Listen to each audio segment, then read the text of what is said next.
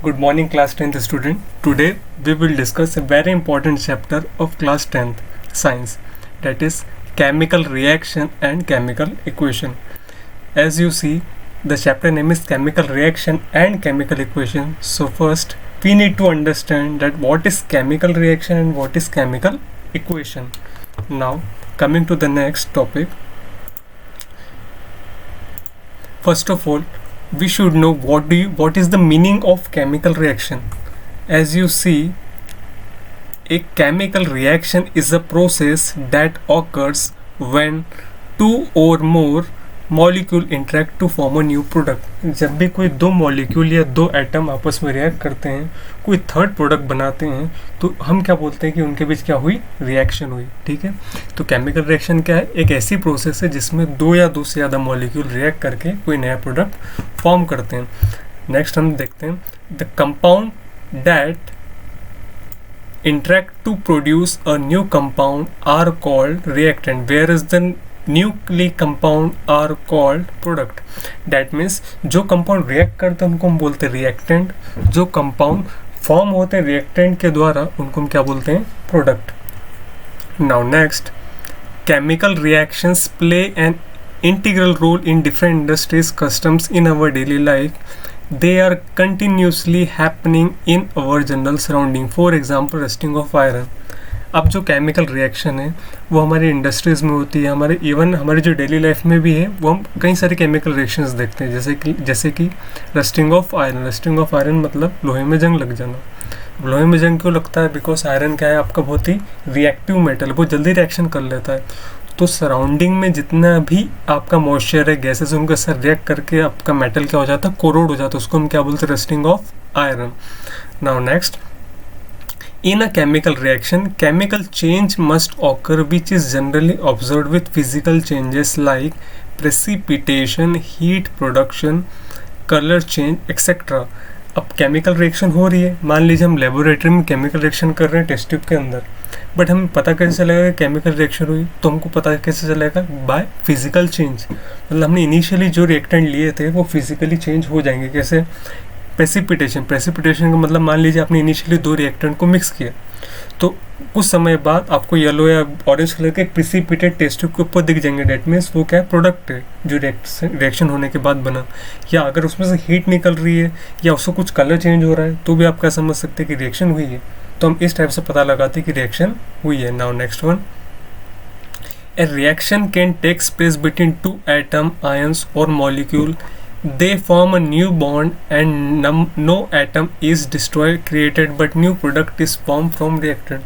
जैसा कि हमने क्लास 9 में पढ़ा है, law of mass action, mass can neither be created nor be destroyed. तो यही रीज़न है कि जब भी दो रिएक्टेंट बनते हैं तो कोई थर्ड प्रोडक्ट बनता है, मतलब कोई भी एटम आपका डिस्ट्रॉय नहीं हुआ, एक एटम से दूसरा एटम फॉर्म हुआ. अब बात करें next one, the rate of reaction depends on and is affected by factors like pressure, temperature, concentration of reactant. In topic के बारे में आपको डिटेल पढ़ने को मिलेगा नेक्स्ट ईयर क्लास 11th में, बट यहाँ पर आपको जनरली पता होना चाहिए कि रेट ऑफ रिएक्शन क्या होता है और उसको पे क्या फैक्टर डिपेंड. रेट का मतलब क्या है, किस गति से आपका रिएक्टेंट से प्रोडक्ट बन रहा है, प्रोडक्ट से वापस रिएक्टेंट बन रहा है. अब वो किस पे डिपेंड करता है, प्रेशर, आपने कितना प्रेशर अप्लाई करा रिएक्शन के ऊपर. प्रेशर की यूनिट क्या होती है, न्यूटन पर मीटर स्क्वायर, एटीएम मतलब एटमॉस्फेरिक प्रेशर भी होती है. या टेम्परेचर, अगर टेम्परेचर भी चेंज करा है तो रेट ऑफ केमिकल रिएक्शन को वो क्या कर देता है, चेंज कर देता है. कॉन्सेंट्रेशन की बात करें तो कॉन्सेंट्रेशन का मतलब होता है कितनी मात्रा में अवेलेबल है हमारे पास, किसमें, मिलीग्राम पर लीटर या मोल पर लीटर. तो उसके कॉन्सेंट्रेशन भी इफेक्ट करता है कि आपकी रेट, मतलब जो गति है रिएक्शन की, वो क्या होगी. Now coming to the next slide. Now chemical equation and balancing of chemical reaction. अब केमिकल इक्वेशन क्या है और बैलेंसिंग क्या है, वो दोनों ही इंपॉर्टेंट टॉपिक है. सबसे पहले बात करते हैं हम chemical equation. Due to vast amount of chemical reactions happening around us, a nomenclature was developed to simplify how we express a chemical reaction in form of chemical equation.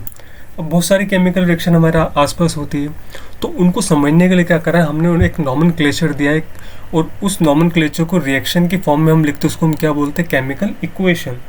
For example, H2 plus half O2 equal to H2O, मतलब hydrogen plus oxygen, half mole of oxygen equal to H2O, that means water.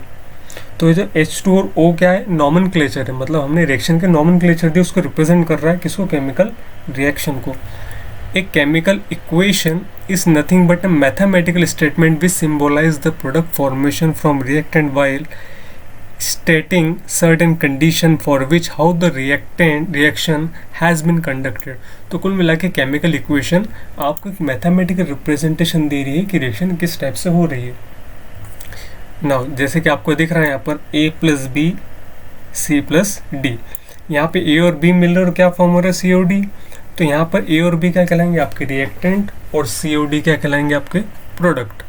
तो जो left hand side है उसको बोलते हैं reactant, जो right hand side उसको क्या बोलते हैं हम, प्रोडक्ट। तो यहाँ पर लिखा भी है A and B are reactant and which react to form C and D।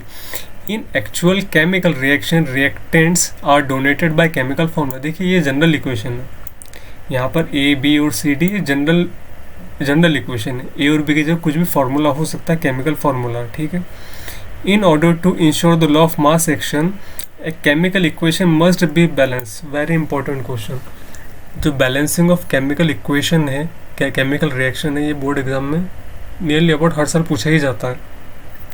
तो बहुत ही इंपॉर्टेंट कॉन्सेप्ट है, इसको हम आगे डिटेल में एग्जाम्पल से समझेंगे कि बैलेंसिंग क्या होता है। बट अगर अभी हम जनरल समझे तो क्या होता है, आपको पता है एक होता है लेफ्ट हैंड साइड, एक होता है right hand side. Left hand side का मतलब जिधर आपके रिएक्टेंट है, राइट हैंड साइड मतलब जिधर आपके प्रोडक्ट है।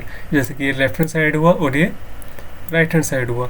तो जो नंबर ऑफ एटम है, अगर वो लेफ्ट हैंड साइड और राइट हैंड साइड दोनों इक्वल है, जब भी आप क्या कहोगे कि रिएक्शन बैलेंस हुई है, अदरवाइज रिएक्शन बैलेंस नहीं हुई है। यहाँ लिखा भी है हमने, in other words the number of atom of each element remains the same before and after chemical reaction. देखिए इसको हम दो तरीके से भी बोल सकते हैं। क्या, एक तो हमने ये बोला कि number of atom in both the sides must be equal, या यूँ भी बोल सकते हैं कि जो रिएक्शन के पहले नंबर ऑफ एटम थे वही रिएक्शन के बाद होंगे, जब भी आपकी रिएक्शन क्या कहलाएगी, बैलेंस।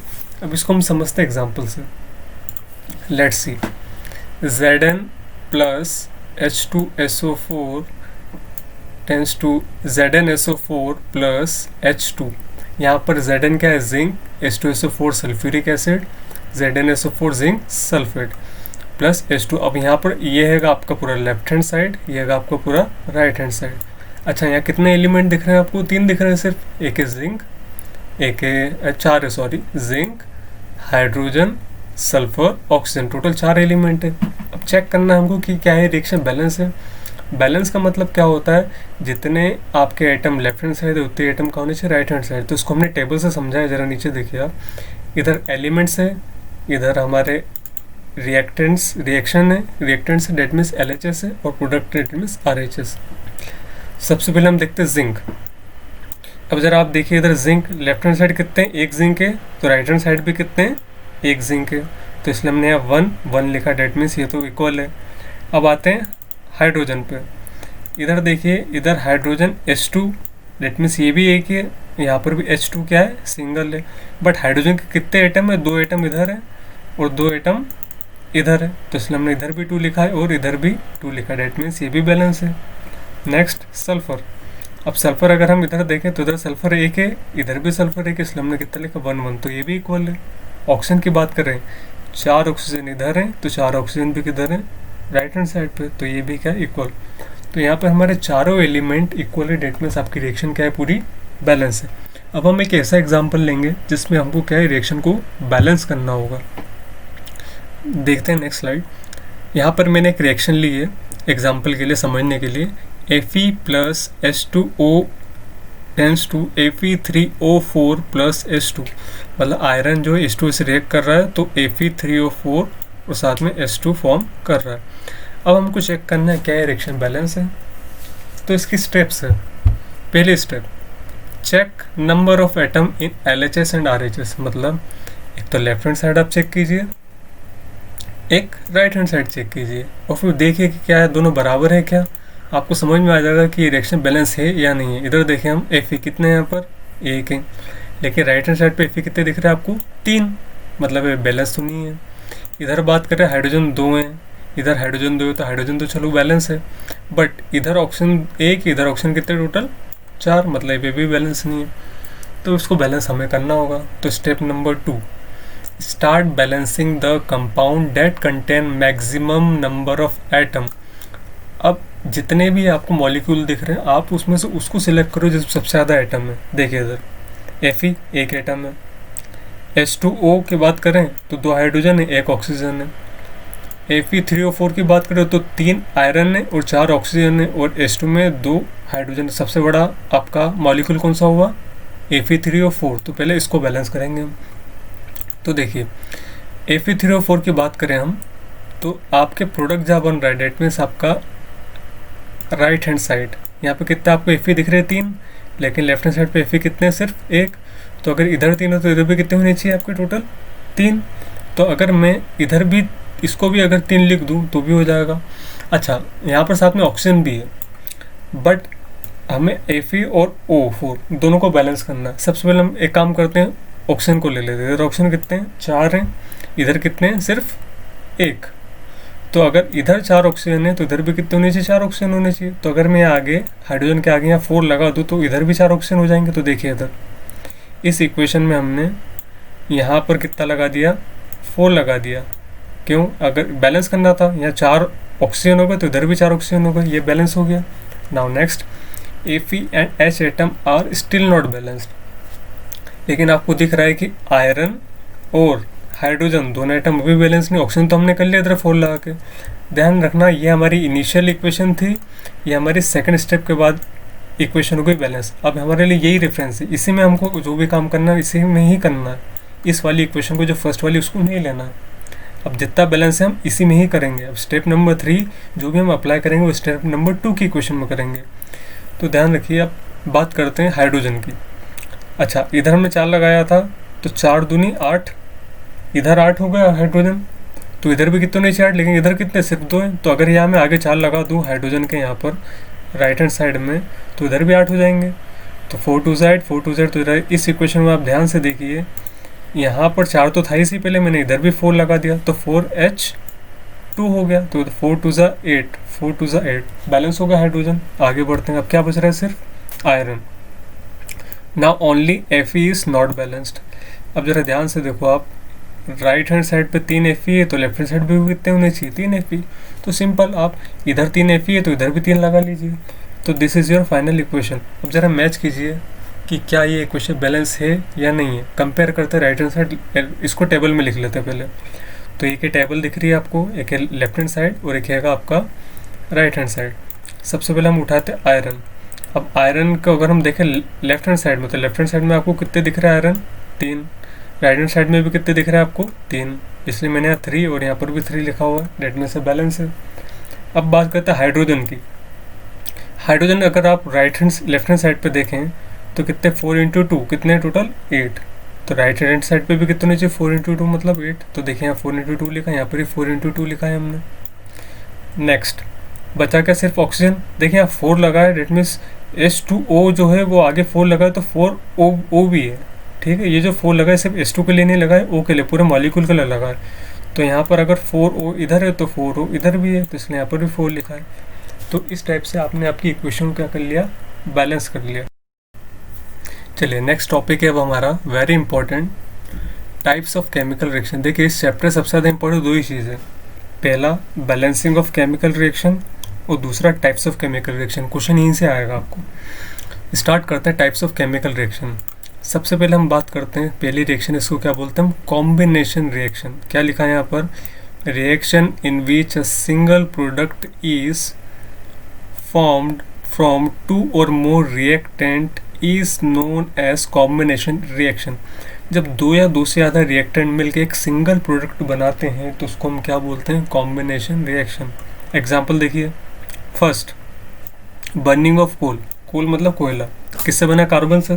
और बर्निंग का मतलब आपको पता है हमेशा बर्निंग किसके प्रेजेंस में होती है? हमेशा ऑक्सीजन के। तो C+O2 क्या बन गया आपका? CO2। तो यहाँ पे कार्बन का एक एटम, ऑक्सीजन के भी 2 एटम मिलके क्या बना लिया? CO2। तो 2 ने मिलके एक सिंगल प्रोडक्ट बना है, इसको हम क्या बोलते हैं? कॉम्बिनेशन। जैसे कि फॉर्मेशन ऑफ वाटर, पानी का जो रिएक्शन है वो 2H2 प्लस O2 क्या बना 2H2O। तो दो H2 मॉलिक्यूल और एक O2 मॉलिक्यूल मिलकर 2H2O बन गया, मतलब दोनों के कॉम्बिनेशन से थर्ड प्रोडक्ट बना, इसलिए इसको क्या बोलेंगे कॉम्बिनेशन रिएक्शन। इसको आप दूसरे शब्दों में क्या बोल सकते हो, when two or more substance combine to form a single product। जब दो या दो से ज़्यादा सब्सटेंस मिलके कोई एक ही प्रोडक्ट बनाते सिंगल, उसको क्या बोलते हैं हम कॉम्बिनेशन रिएक्शन। ठीक है। Now next one is very important, exothermic reaction. अब एक्सोथर्मिक रिएक्शन क्या होता है, reaction in which heat is released along with the formation of product. ऐसी रिएक्शन, जब रिएक्शन हो रही है उसके साथ साथ अगर उसमें से हीट निकल रही है तो आप समझ जाइए वो कौन सी रिएक्शन है, एक्सोथर्मिक। नीचे एग्जांपल दे, क्विक लाइम, लाइम मतलब चूना। आपको पता है जब चूने को हम पानी में डालते हैं तो उसमें से हीट इवॉल्व होती है, क्यों, बिकॉज वो कौन सी रिएक्शन हो रही है वहाँ पर, एक्सोथर्मिक रिएक्शन। जैसे CaO, उसको बोलते हैं क्विक लाइम। अगर उसको पानी में डालेंगे हम चूने को तो CaOH ट्वाइस बनेगा, डेट मीन इसको बोलते हैं स्लैग्ड लाइम। और साथ में क्या निकल रही है हीट, जब भी हीट निकले तो कौन सी रिएक्शन कहलाएगा वो exothermic. Now next one, very important, decomposition reaction. Now what do you mean by decomposition reaction? A decomposition reaction is a reaction in which a single component break down into multiple product. Certain changes in energy in the environment having to made like heat, light, electricity, breaking of bond of the compound.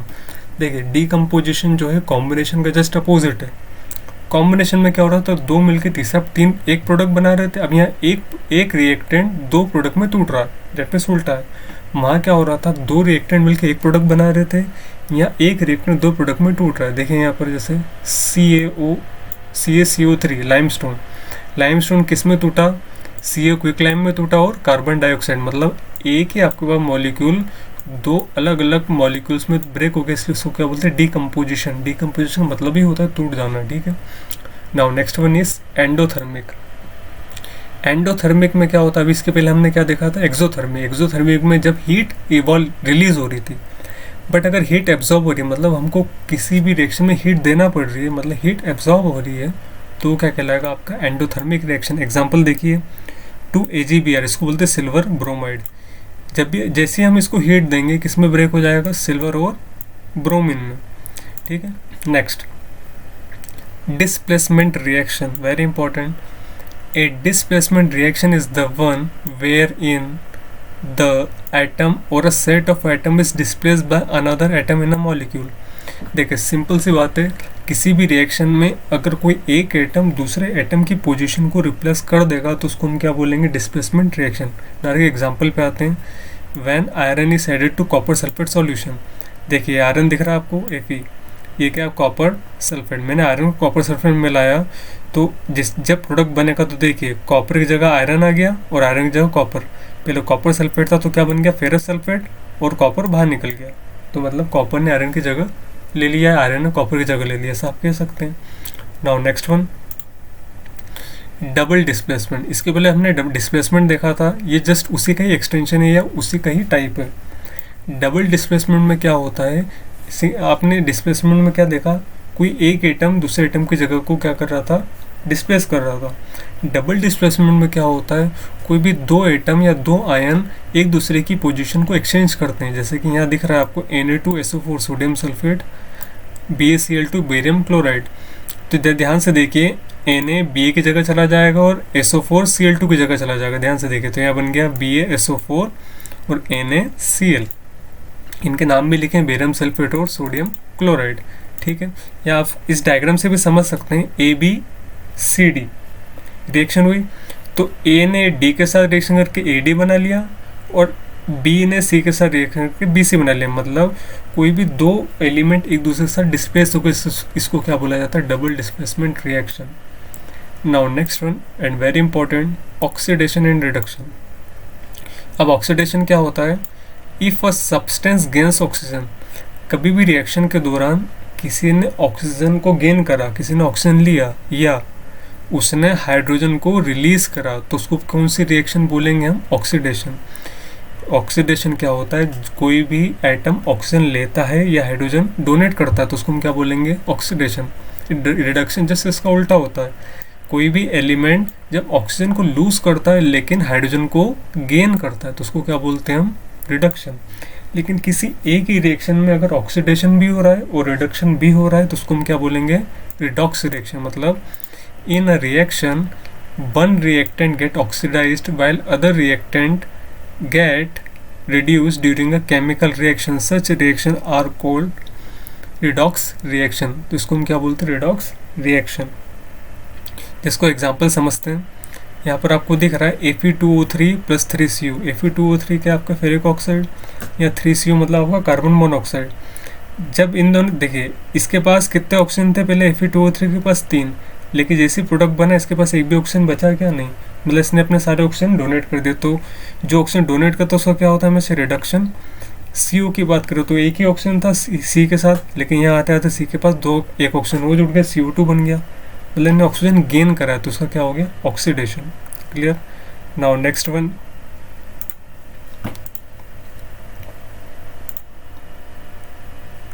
corrosion. Corrosion, it is a process where metal are attacked by moisture, acids, etc.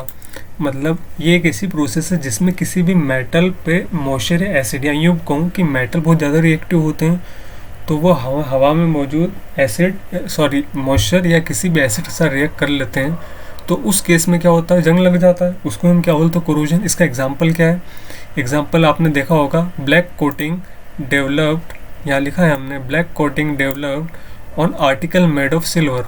जो आपकी चांदी के जितने भी jewelleries होती है वो black हो जाती है, क्यों, because of rusting, because of corrosion. Green coating on copper, copper के जितने भी आपके बर्तन रहते हैं उसके ऊपर ग्रीन कलर कोटिंग आ जाती है, क्यों, बिकॉज ऑफ कोरोजन, क्योंकि वो हवा में मौजूद मॉइस्चर के साथ क्या कर लेता है, रिएक्शन कर लेता है। वैसे अगर कोरोजन किस पे हो रही है, आयरन, आयरन मतलब लोहे का जंग लगना ही क्या कहलाता है, रस्टिंग, क्या कहलाता है, rusting. Corrosion is the wearing away of metal due to chemical action, mainly oxidation. तो बेसिकली कोरोजन क्या होता है, ऑक्सीडेशन के थ्रू। अभी हमने देखा ऑक्सीडेशन क्या होता है, जब ऑक्सीजन के साथ उसकी रिएक्शन हो रही है, इट मीन्स अभी हमने देखा तो अगर मेटल का ऑक्सीडेशन होगा तो क्या कहलाएगा वो, corrosion. In this process metal loses their metallic property. अब होता क्या है, इसका नुकसान क्या है कि जो मेटल है वो अपनी प्रॉपर्टी लूज कर देता है। अगर लोहा जंग खाने लगेगा डैट मीन्स कोरोड होने लगेगा, डैट मीन्स वो उसकी जो प्रॉपर्टीज है मेटेलिक वो लूज करेगा। That this cause a lot of damage to car bodies. जितने भी मेटल की बॉडीज बनी, जैसे शेप हो गए, ब्रिज हो गए, आयरन रेलिंग हो गई, ये सब क्या हो जाएंगे, ख़राब हो जाएंगे। ठीक है, बहुत जगह ब्रिजेस में यूज़ होते हैं, पाइप्स में यूज़ होते हैं, मशीन्स में यूज़ होते हैं। तो ये आपकी क्या प्रोसेस है, corrosion. Now last topic of this chapter is rancidity, very important. In simple term, rancidity is the spoilage of food such that it becomes unsuitable, undesirable for consumption. Food turns rancid when fat, oil with them get oxidized and taste and smell of food changes. आपने देखा होगा घरों में generally हम क्या बोलते हैं कि खाना हमेशा कवर करके रखना चाहिए, बट अगर वही खाना अगर हमारा ओपन रहेगा तो जो हवा में मौजूद है, जो भी आपके गैसेस हैं या मॉइस्चर, उसके साथ आपके जो खाने में क्या मौजूद होता है, ऑयल और फैट, वो उसके साथ रिएक्शन करेगा, ये या यूँ कहूँ उसके साथ क्या होगा, ऑक्सीडाइज होगा। अब ऑक्सीडाइज होगा तो उसका टेस्ट चेंज हो जाएगा, स्मेल आने लगेगी, डैट मीन्स वो अनसूटेबल है, अब उसको हम खा नहीं सकते, डैट मीन्स वो ख़राब हो गया। कुछ समय तक अगर हम ओपन रख देंगे तो क्या होने लगेगा, ख़राब। इसी को हम क्या बोलते हैं, रेंसिडिटी। जब खाने में मौजूद फैट और ऑयल ऑक्सीडाइज हो जाते हैं उसको हम क्या बोलते हैं, रेंसिडिटी। तो उस समय आपका जो फूड मटेरियल है बिल्कुल स्पॉइल हो जाता है, ख़राब हो जाता है। ठीक है, oxidation of fat generates relative molecule in the rancid food which is responsible for unpleasant odor. इसका मतलब है जैसे ऑक्सीडेशन होता है आपके फैट वगैरह का तो अनप्लीजेंट मतलब बहुत ही गंद आने लगती है, उसका टेस्ट भी चेंज हो जाता है। This chemical reaction also reduce the nutrition of food.